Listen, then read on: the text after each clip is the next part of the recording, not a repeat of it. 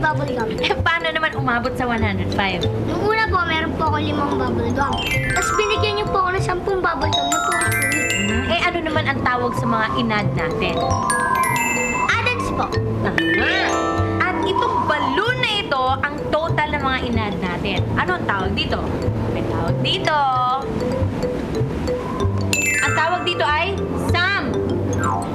Ibig po ba sabihin, Miss Matinik, yung mga adams natin, yung mga bubble gum na nilagay natin dito. At yung mga sum naman ay yung itong malaking logo. Oh, no? Kasi sa addition process, laging lumalaki ang sum dahil sa pagdadagdag ng mga addends. Ang galing na daw.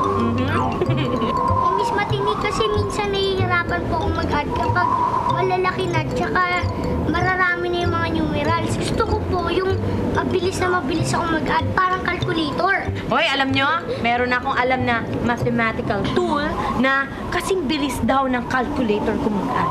Ano po yun? Inimbento ito ng mga Chinese. Gawa ito sa bakal at kahoy.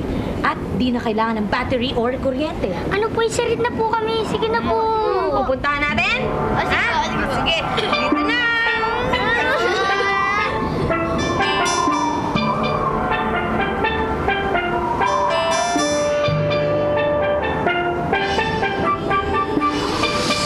Welcome to China!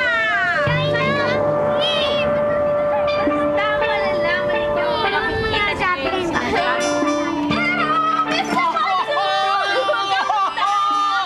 What a surprise! Miss Matinik! Alam mo matagal na hindi ka nagpapasyal dito Oo nga ako eh. Ito po ang mga estudyante ko, si Patricia and Charlie. Charlie? Patricia? Si Richard, kasama mo? Ay, iba. Oh. Ano po yan, laruan? Hindi. Ito ay tinatawag na abacus. Derived from the Greek word abax. Saan naman po ginagamit yan? Ay, ginagamit ito sa addition, subtraction, multiplication, and division. Parang calculator? Parang calculator. With the use of the hands only. Gusto niyo matuto? Sige po. Ito ngayon, ito ang place value natin, ha? Ones, tens, hundreds. For example, I will count 5. 1, 2, 3, 4, 5. Plus 2, 1, 2. Ilan yan, Charlie? 5 plus 2 is 7. Magaling kayo. Simple lang yon. Ngayon, medyo hirapan natin. Okay? Charlie? Add 32. 10, 20, 30.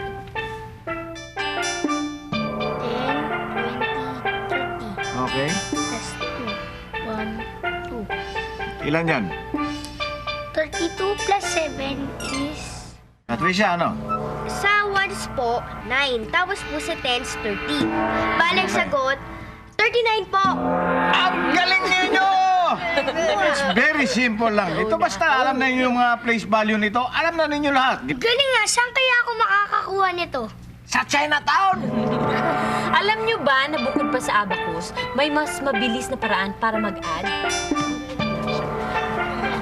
Ano, natatandaan pa ba ninyo yung mga bilanggay boxes natin? Apo, yung ginamit po natin sa place value. Ito Miss Matinik, ano po yan? Sa pamamagitan ng bilanggay boxes ay malalaman ninyo kung bakit. Bilanggay. Baka naman po barangay ang ibig niyo sabihin. Hindi, bilanggay ang tawag dito, Patricia. Dahil ginagamit ito sa pagbibilang, lalo na para sa place values. Ayan, natatandaan nyo. O ngayon, ipakikita ko sa inyo kung paano mag-add sa pamamagitan ng bilanggay boxes. Ha? Sige po. Sige. Kunwari, may dalawa tayong tali ng tig-100 ng popsicle sticks at ilalagay natin dito sa bilanggay tig-100, ha? At meron dalawang tali naman ng tig-10. Lalagay natin dito sa bilanggay tig-10. At isa namang popsicle stick, ilalagay dito sa bilanggay tig-1. O, Patricia, ilan yan? Bali po, 200. Tapos, dalawang tali sa bilanggay tig-10, 20 po. Tapos, isang piraso dito sa bilanggay tig-1, 1 po. Bali, 200, tapos 20, tapos 1, 221 po. Very good. Oh, another problem, ha? Dito may isang tali ng tig-100 sa bilanggay tig-100. Tapos, 2 tali naman sa bilanggay tig-10. At 5 popsicle sticks dito sa bilanggay tig-1. O, Charlie, ilan lahat yan? Bali po, 100 and 20. 1, 2, 3, 4, 5. 125. You, very good. O ngayon, paano kung pagsasamahin natin ang lahat ng popsicle sticks sa bilanggay na ito? Ilan lahat? Sige po. O, sige nga. Sige. Bale, 3 tali po, bale 300 po to. Mhm. Tapos, ito. Bale, ito naman po, 40 dahil dinagdagan po natin uli ng 2. Mhm. Tapos ito naman,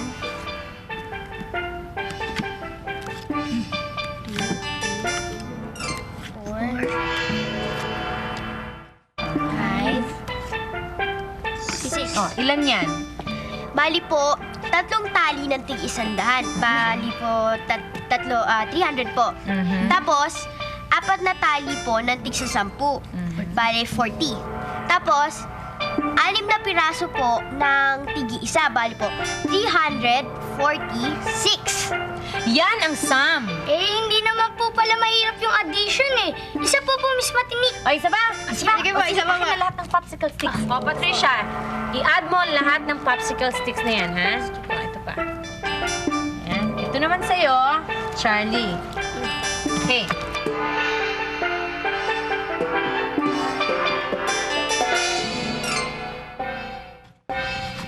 O, yan. Ilan lahat yan, Patricia? Bali po, 2 tali ng tig-100, 200. Aha. 4 na tali po ng tig-10. Ano po, 40. Tapos, 6 na piraso po.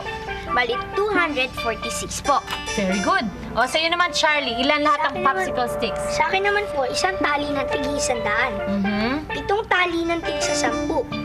5 tig-1 sticks. Bali, 175 sticks. Very good. Ngayon, pagsasamahin natin ang lahat ng popsicle sticks nyo, ha? Sige O, po. sige nga. Ayan. O, teka muna. Charlie, unahin mo yung ones. Bali, meron po akong 5 sticks. Dito po may 6 na sticks.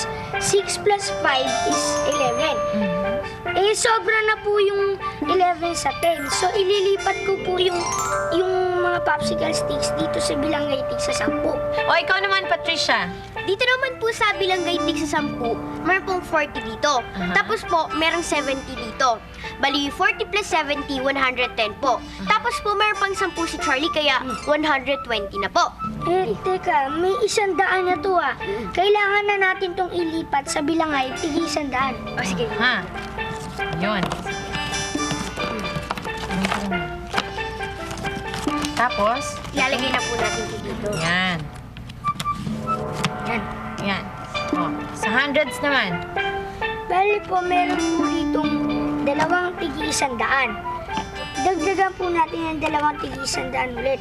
Di 400 na po. O, Patricia, ilan lahat ito?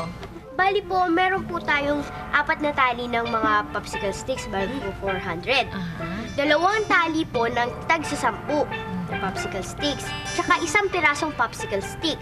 Bali po, 421. Very good! Ang dali nito ah! Ano, ang dali ano? Kapag nag-a-add ng mga malalaking number, tandaan lang ginawa natin sa bilanggay boxes. Unahing i-add yung nasa ones place. Tapos, tingnan kung kailangan maglipat sa kabilang place value.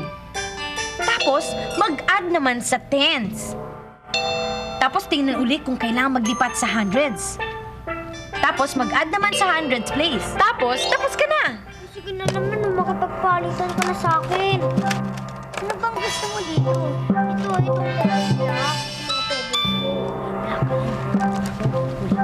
Ano ko naman makipagpalitan sa akin kung mas konti yung sa'yo? 100 tong pebbles ko. Sa'yo, 24 lang. Aba, tingnan mo naman yung mga pick-up sticks mo, no? 26 lang. Sa akin, 113. Eh di mas marami yung sa akin. Mukhang matutulungan ko sila. Gawin ko kaya yung ginawa namin kanina.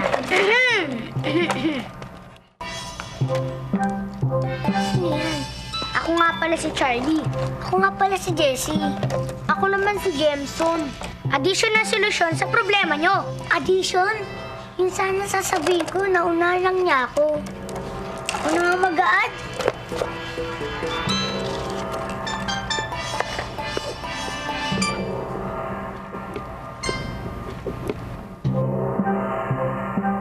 Eh, mali naman yun eh. Ganito dapat ang gawin mo. Kaya, buhay natin. Ba't ganito ang gagawin mo?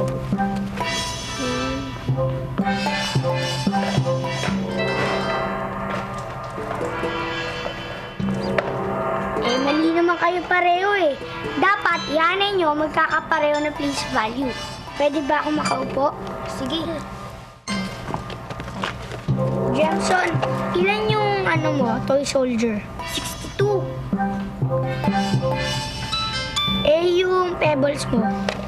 24. Yung pickup sticks mo? 113.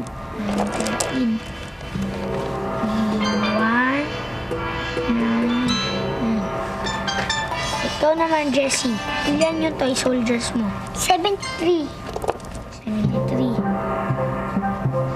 Yung pebbles mo? 26. Yung pickup sticks mo? 100. 6 plus 3, 9, 7 plus 2, 9. Ngi! Magkasing dami lang pala tayo. Kaya nga kasi pareho lang kayo. Eh di pwede na tayo magpalitan. Oh, sali ako sa palitan nyo. Kala nyo kayo lang, ha? Hindi ako yan. Oh, palit nga ng pebbles. Magkano na kaya naiipon ko? Kung babasahin ko kaya itong Buddha Bank ko, eh di hindi ko na magagamit. Alam ko na. Mag-add na lang ako. Ito yung mga nirecord ko dati. Yung June, 23 pesos ang minulog ko. Yung July, 30 pesos. Yung August, 19 pesos. September, 27 pesos.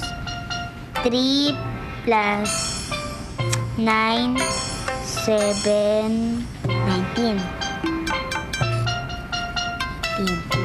Paano nga ba to? Teka, paano dumami yata pera ko? Parang mali ah. Buti pa, babasahin ko na lang. Teka. Hindi ka ba marunong mag-regroup? Eh, nakakalito yun eh. Hindi, ganito lang yan. Tignan mo. 3 plus 9 plus 7, 19. Lagay mo siya, 9. Carry 1. 1 plus 2, 3. 3 plus 3 is equal to 6.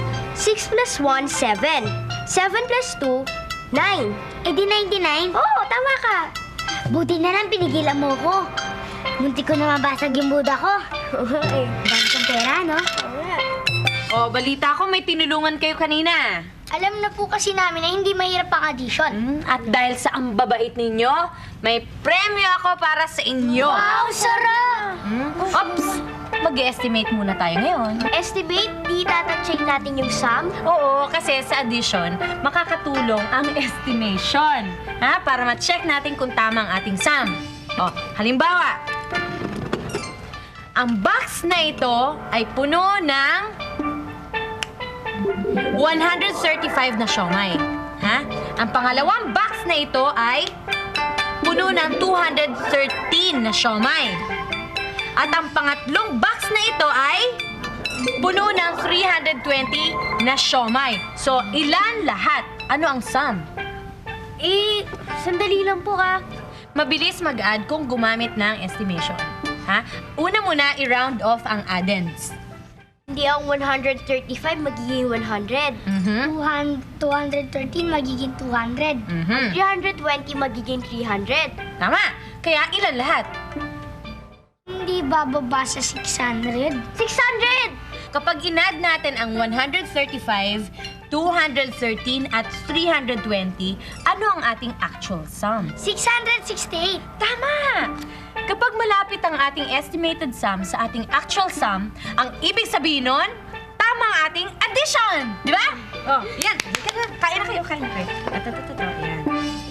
Yan. Kaya ko naman palang mag-add ng mga malalaking number, pati mararaming number.